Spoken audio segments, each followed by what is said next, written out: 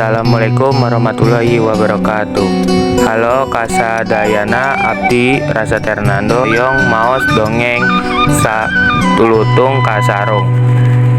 Dina zaman kapungkur aya kerajaan anu dipimpin ku saurang raja anu wicaksana, namina nyaeta Prabu Tapak Agung. Raja Prabu ngagaduhan dua anak awewe, namina Purbararang sarta abdi na Purbasari. Dina akhir ayatnya Raja Prabu nunjuk putri bungsu napikeun ngagentosan jabatna mimpin kerajaan. Ngan kaputusan ieu ngajadikeun Purbararang dengki ka Purbasari, kusebab eta manehna manggihan saurang nini sihir kanggo nyalakeun adina.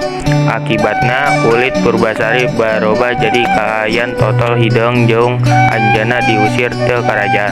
Purbasari diasingkan ka hiji leuweung di mana anjeunna engke katepeng jeung leutung kasarung ieu nu akhirna minceun kutukan Purbasari ti nini sihir.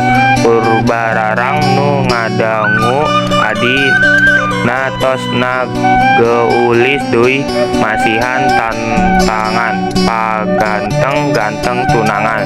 Dina wanci eta oge lutung kasarung barobah jadi lalaki anu ganteng, leuwih-leuwih ganteng ti tunangan Purbararang Indajaya. Akhirna Purbararang ngaku eleh sarta minta maaf pikeun kalepatan salila ieu ka Purbasari.